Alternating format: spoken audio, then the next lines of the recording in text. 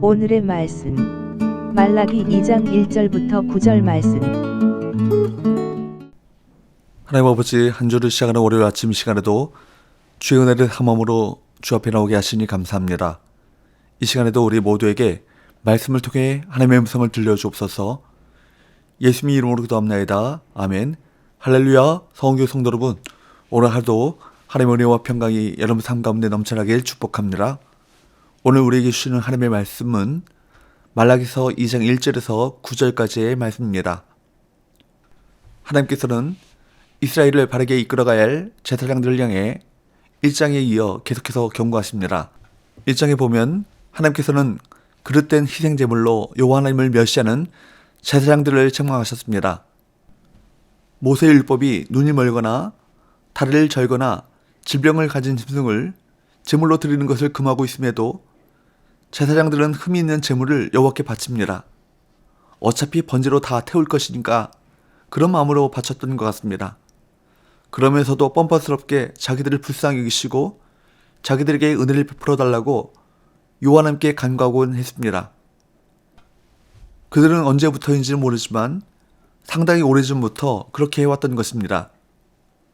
총독도 그러한 예물을 정당한 곡물로 간주하지 않는데 어떻게 최고 통치자이신 여호와께서 그런 것을 받으시겠습니까? 이런 경고가 1장에 나오고 있죠. 제사장들을 향한 하나님의 저주는 1장 14절에 이어서 2장 1절에서 3절까지 말씀에도 반복되고 있습니다. 1절과 2절을 먼저 보겠습니다. 너희 제사장들아, 이제 너희에게 이같이 명령하노라. 만군의 여호와가 이르노라.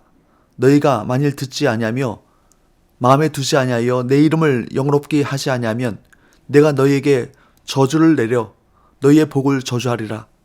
내가 이미 저주하였나니 이는 너희가 그것을 마음에 두지 아니하였음이라. 특권이 크면 당연히 그에 따르는 책임도 큽니다. 레위 지파 제사장들은 백성을 대표해 하나님을 섬기는 자들입니다. 그들이 만일 하나님의 말씀을 마음에 두지 않고 하나님의 이름을 영화롭게 하지 않는다면 저주를 받습니다. 그들이 받을 저주는 무엇입니까? 3절 보라, 내가 너희의 자손을 꾸짖을 것이요 똥 곧 너희 절기의 희생의 똥을 너희 얼굴에 바를 것이라.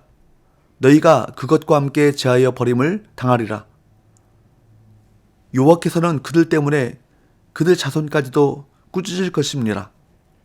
그들이 바친 희생제물의 똥을 그들의 얼굴에 칠하실 것이고 그들이 희생제물의 똥과 함께 성전 밖에 똥 버리는 곳에 버려짐으로써 사람들 앞에서 견딜 수 없는 수치를 당하게 될 것입니다. 소금이 그 맛을 잃으면 버려져 사람들에게 밟히듯이 자신의 존재 근원이신 하나님을 멸시하는 제사장은 더 이상 존재할 가치가 없다는 경고의 말씀인 것입니다. 하나님께서는 제사장을 향한 심판 선언에서 레위 언약의 중요성을 강조하십니다. 4절 만군의 여호와가 이르노라. 내가 이 명령을 너에게 내린 것은 레위와 세운 나의 언약이 항상 있게 하려 함인 줄을 너희가 알리라. 레위 언약이란 레위 지파에 속한 아론과 그 후손들이 제사와 하나님을 섬기는 일을 전담하고 하나님께서는 그들의 기업이 되시겠다는 약속입니다. 5절 6절 레위와 세운 나의 언약은 생명과 평강의 언약이라. 내가 이것을 그에게 준 것은 그로 경외하게 하려 함이라. 그가 나를 경외하고 내 이름을 두려워하였으며 그의 입에는 진리의 법이 있었고 그의 입술에는 불의함이 없었으며 그가 화평함과 정직함으로 나와 동행하며 많은 사람을 돌이켜 죄악에서 떠나게 하였느니라. 제사장 직분은 레위 지파 중에서도 아론의 후손들에게만 주어진 것입니다. 레위 지파도 다른 지파들 중에 구별되어 제사장들을 도와 하나님의 일을 감당했습니다. 하나님께서는 이렇게 구별된 레위 지파와 생명과 평강의 언약을 맺으신 이유는 그들을 통해 온 백성이 하나님을 경외하게 하기 위해서라고 말씀하고 있습니다. 레위 지파가 하나님께 택함을 받게 된 계기는 이스라엘의 금송아지 숭배 사건입니다. 그때 레위 지파가 모세 명에 따라 우상 숭배한 자 3,000명가량을 죽였고 이 일로 특별한 약속을 받았습니다. 또한 바알볼 사건 때 비나스는 여호와의 질투심으로 질투하여 음행하는 자들을 창으로 죽임으로 여호와의 진노로부터 이스라엘이 진멸당함을 막았습니다. 그때 하나님은 비나스의 후손에게 영원한 제사장 직분을 약속하시는 평화의 언약을 주셨습니다. 그러므로 제사장과 레위인들은 백성의 죄를 속하는 제사를 담당하고 하나님의 진리를 가르침으로 생명과 평강의 언약을 지켜야 했습니다. 지금은 이 사명이 모든 성도에게 주어졌습니다. 베드로전서 2장 9절 말씀이죠.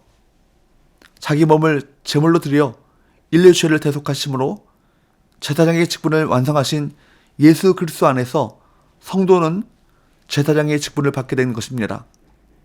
그러므로 성도는 로마서 12장 1절 2절 말씀처럼 우리 몸을 거룩한 삶으로 영적 예배, 산 제물로 드려야 할 것입니다. 또한 평화의 복음을 세상에 전함으로 사람들이 사죄의 은총을 받고 영생과 평강을 누리도록 이끌어야 합니다. 7절 말씀은 제사장이 해야 될 사명이 무엇이라고 말씀하고 있습니까? 7절 하고 있습니까?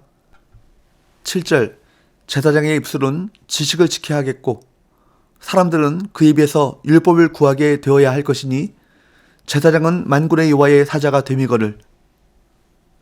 제사장은 하나님의 사자로서 그분 말씀을 진실하게 전달하고 재판하며 하나님과 백성 사이를 중재해 화평을 이루는 역할을 해야 했습니다. 하지만 그들은 그 책임을 망각하고 자신들이 가는 잘못된 길로 백성들을 이끌었던 것이죠. 8절 너희는 옳은 길에서 떠나 많은 사람을 율법에 거스르게 하는도다. 나 만군의 여호와가 이르노니 너희가 레위의 언약을 깨뜨렸느니라. 너희가 내 길을 지키지 아니하고 율법을 행할 때 사람에게 치우치게 하였으므로 나도 너희로 하여금 모든 백성 앞에서 멸시와 천대를 당하게 하였느니라 하시니라. 이스라엘에서 레위인과 제사장이라는 직분이 명예롭고 영광스러운 것이었으나 그들이 하나님을 배신했을 때 하나님께서는 그들의 영광을 수치와 저주로 바꾸셨습니다. 이스라엘 제사장들의 실체를 가장 잘 보여주는 사건이 무엇입니까? 바로 대제사장 무리가 주도했던 예수 그리스도의 십자가 처형인 것입니다.